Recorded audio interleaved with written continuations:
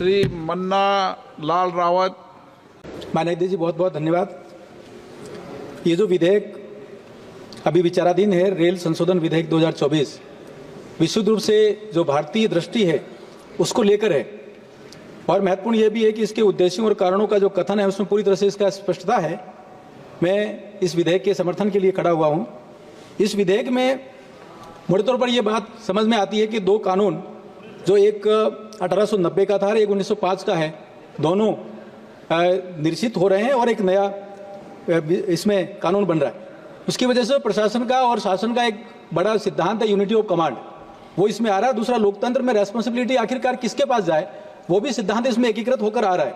मुझे लगता है ये बहुत महत्वपूर्ण है। माननीय अध्यक्ष जी, ये कानून जब बना था, जब लॉर्ड कर्जन भारत के गवर्नर जनरल थे, वो कहा करते थे एक बोर्ड के बारे में, जब मैं गवर्नर जनरल के पद से रिटायर हो जाऊंगा तो मैं बोर्ड का चेयरमैन बनना पसंद करूंगा।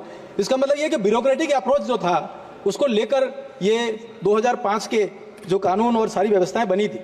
माननीय अध्यक्ष जी, अभी इस कालखंड में जो भी परिवर्तन हो रहे हैं उसमें मैं धन्यवाद करूंगा माननीय प्रधानमंत्री जी और माननीय रेल मंत्री जी का, कि राजस्थान में 85 अमृत भारत स्टेशन आए, जिसमें से 2 मेरी लोकसभा क्षेत्र में है, और 2004-2014 की तुलना में जो बजट दिया वो 14 गुना ज़्यादा दिया। जो नए ट्रैक हुए हैं वो दुगने हो गए हैं, और इलेक्ट्रिफिकेशन का काम है राजस्थान में वो 18 गुना ज़्यादा हो गया है। मैं इसके लिए विशेष तौर पर धन्यवाद दूंगा। दूसरा धन्यवाद इस बात के लिए दूंगा कि रतलाम से डूंगरपुर जो विशुद्ध रूप से आदिवासी क्षेत्र में है, वो प्रोजेक्ट बहुत लंबे समय से फ्रीज हो गया था, वो डीफ्रीज किया है और एक नया विचार दिया है माननीय रेल मंत्री जी ने, जनजातीय गौरव कॉरिडोर। ये अपने आप में एक नई बात है। दूसरा, एक नया सर्वे शुरू हुआ है मंदसौर से प्रतापगढ़, घाटोल, बांसवाड़ा होते हुए अलीराजपुर। ये काफ़ी महत्वपूर्ण है। पूरा ये अनुसूचित क्षेत्र में पड़ने वाला एक रेल मार्ग होगा और नए भारत का एक तस्वीर बनाएगा। अपने आप में ये महत्वपूर्ण है। माननीय अध्यक्ष जी, आपके माध्यम से रेल मंत्री जी से कुछ विषय रखना चाह रहा हूँ। जो शामला से हिम्मतनगर का जो एक ट्रैक था वो पूरी तरह से इलेक्ट्रिफिकेशन हो चुका, और बहुत समय से दक्षिण भारत को, उदयपुर को दक्षिण भारत से जोड़ने की जो ट्रेन हैं वो रतलाम की तरफ होकर जा रही थी, लगभग 6 घंटा ज़्यादा समय ले रही थी, तो अब वो ट्रेन सीधी अहमदाबाद होकर चल सकती हैं।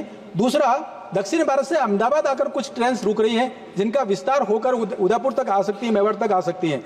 दूसरा, जो वंदे भारत है, अध्यक्ष महोदय आपके सामने रखना चाह रहा हूँ कि झारखंड में 12 वंदे भारत चल रही है, और राजस्थान जो कि भारत का सबसे बड़ा राज्य है उसमें केवल 4 वंदे भारत चल रही है। इसमें निवेदन है कि 2 वंदे भारत उदयपुर से इंदौर, उदयपुर से सूरत चल सकती है।